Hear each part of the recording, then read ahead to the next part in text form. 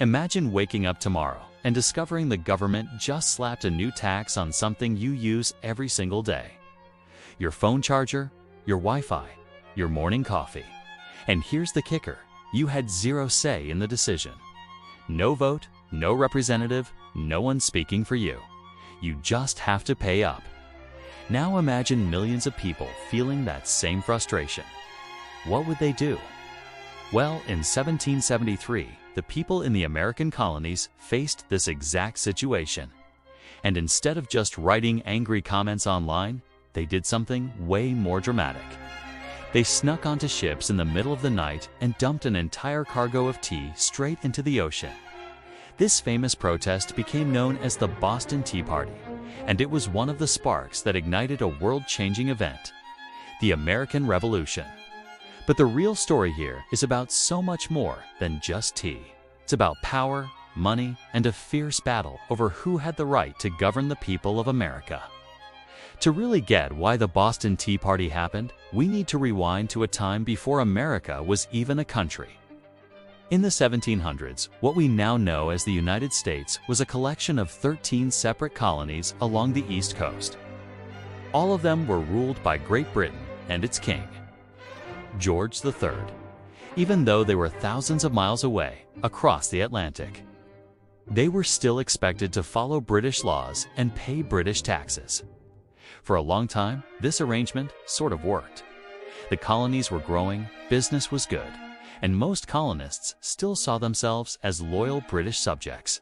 But everything started to shift after a huge conflict called the French and Indian War, which ended in 1763. Britain fought France for control over North America. And while Britain won, the victory came with a massive price tag. The war left Britain drowning in debt.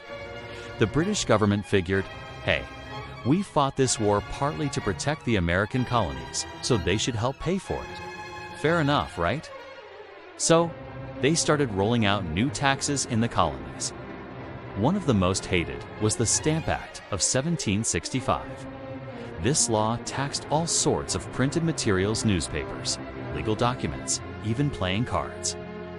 For the colonists, this wasn't just about the money, it was about the principle.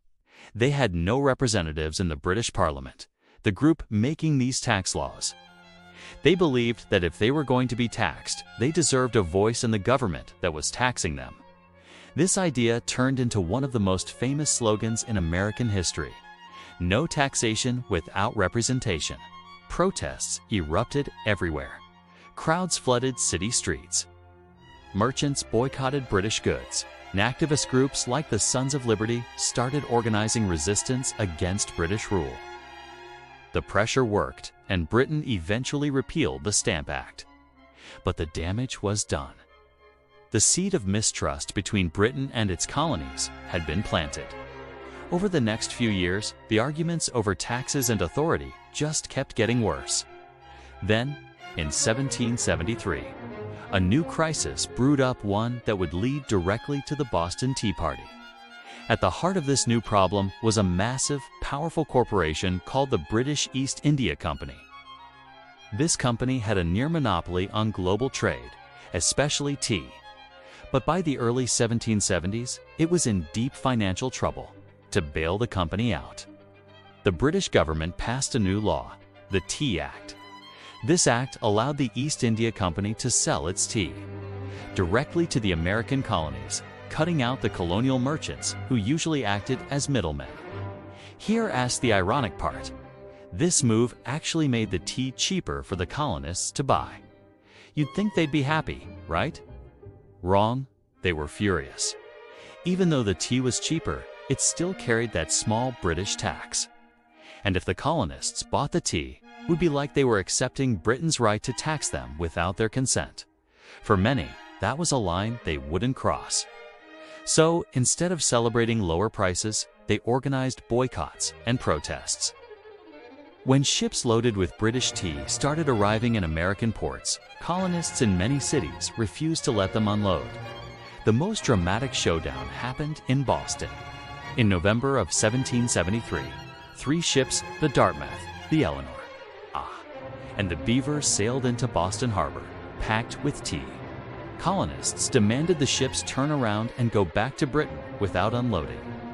But the royal governor of Massachusetts refused. The tea had to be unloaded and the tax had to be paid. Tensions skyrocketed. Thousands of colonists gathered in meetings, debating what to do.